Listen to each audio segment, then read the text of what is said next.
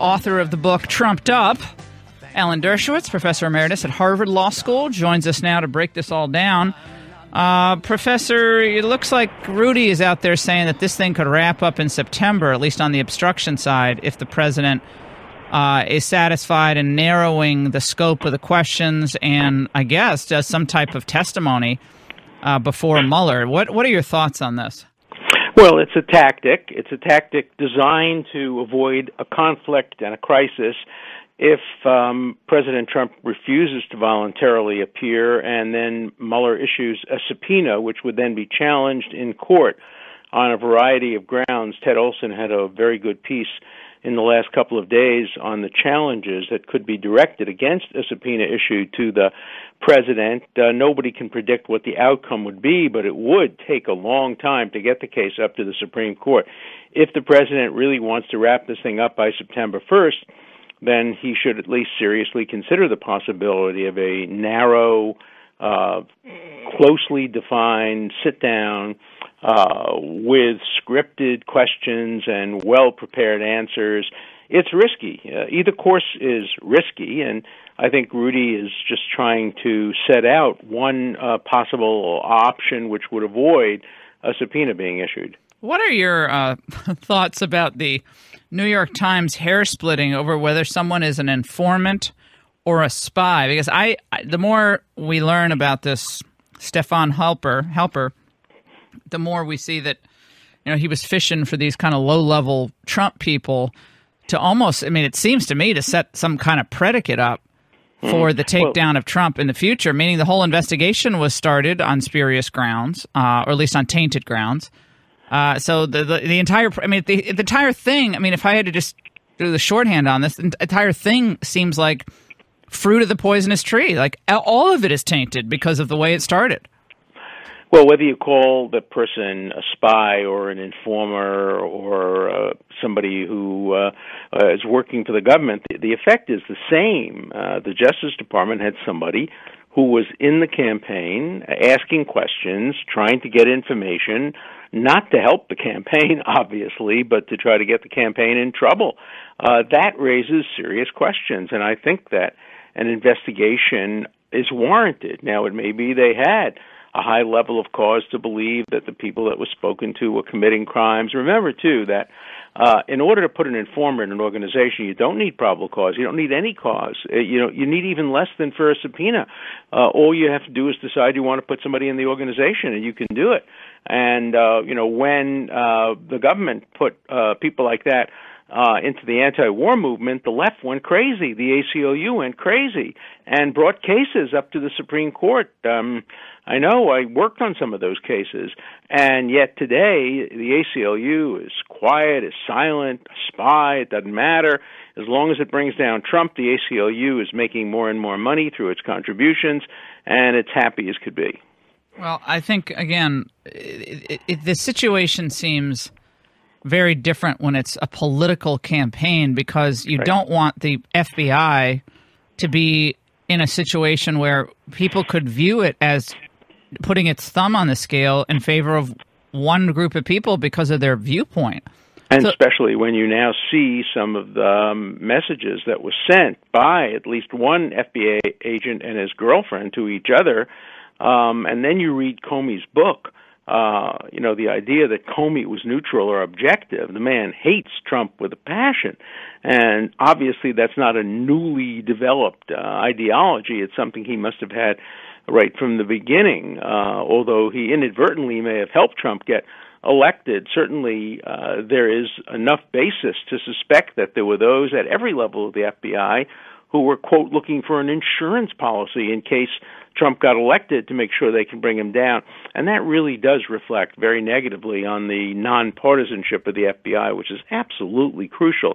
The same thing's happening with the CIA. I had a lot of respect for John Brennan, and I still do when he was the head of the CIA, but for him to have made some of the kinds of statements he's made now, I don't think is the proper role for a CIA or a former CIA director to engage in. The CIA must be non-political and must be neutral. And I think you have to really lean over backwards and be Caesar's wife if you're going to be the head of one of those organizations.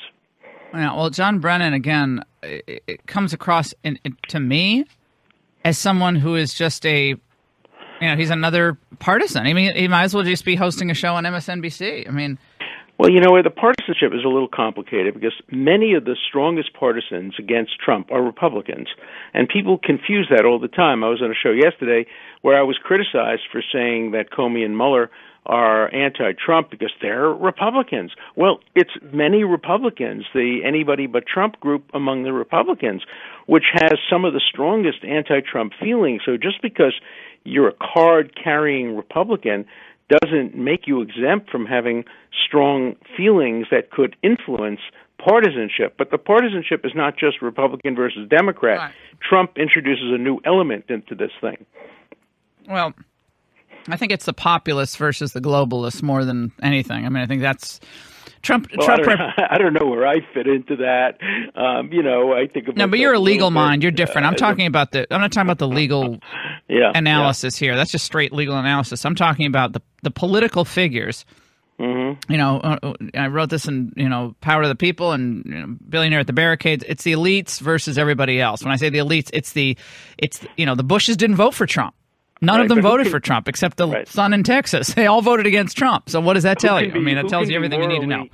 Who can be more elite than me? A Harvard that's true. Martha's Vineyard. What am I talking about with you, Alan? I make a lot of money. I live on Martha's Vineyard. Occasionally, I've even seen you on Martha's Vineyard. Yeah. You wonderful children. I hope you come back. I'm going to come back. Again. I'm going to come back and terrorize all your liberal friends again. Right. They scattered when I went there. You don't have to. I'm doing it now. If they don't even show up on the porch when I'm there. So I think the two of us may be there alone together this year. This is what Brennan, by the way, tweeted yesterday. He said, Senator McConnell and Speaker Ryan, if Mr. Trump continues along this disastrous path, you will bear major responsibility for the harm done to our democracy. You do a great disservice to our nation and the Republican Party if you continue to enable Mr. Trump's self-serving actions, I guess, versus Mueller. Well, I wonder, he was talking in part, I think, about disclosing the name of the informer. Of course, everybody knew the name very quickly, and the FBI and Justice often overstate the problem. They say, if you release the name of any informer, you're going to put their life at risk. Not somebody like this. I mean, this is an academic who was widely known as somebody who had done this before and was doing it now. So, there are names of spies that have to be kept completely confidential because they will lose their lives if they're in, Iran somewhere. But I think we see a lot of exaggeration when it comes to protecting the names of sources like this one. And I think we saw that exaggeration this weekend. Well, and I think that, again, where this ends up, if it's Trump testifying or responding to written questions, I mean, here's a good thing: it is very interesting. I mean, as lawyers, as constitutional scholars as you are, Alan, I mean, it doesn't get any bigger than this. I mean, an informant inside a presidential campaign with a specter of Russia being involved. A guy wins that nobody thought was going to win, and now the question is whether President Obama or Susan Rice knew anything about this. That's what a lot of people are now moving to. Well, President Clinton is doing a novel about, it's called The President is Missing. I'm wondering if he's going to have a problem with it because the truth is so much weirder than any novel you could possibly write. Nobody, if they ever wrote what's going on now as a novel, nobody would credit it. My God, this couldn't possibly happen in America, but it is. Look, I think it validates what I said from day one. This was a very, very disturbing election on all sides.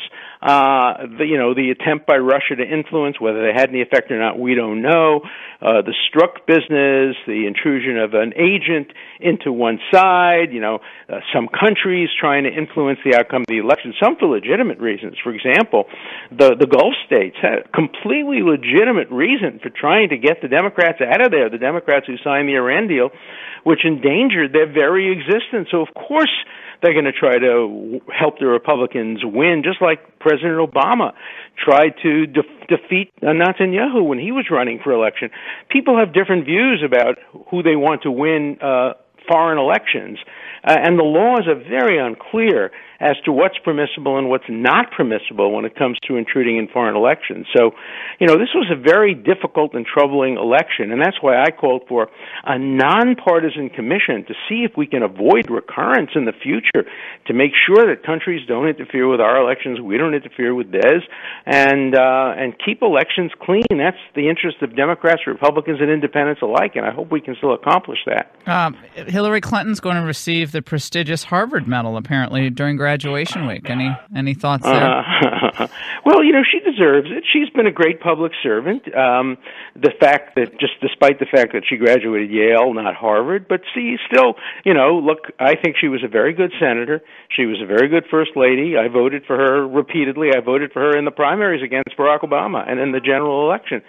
So I think she deserves the medal, and I think she's, I hope she'll go on to continue to do good things and help all Americans. She said yesterday she was not over the losing the election.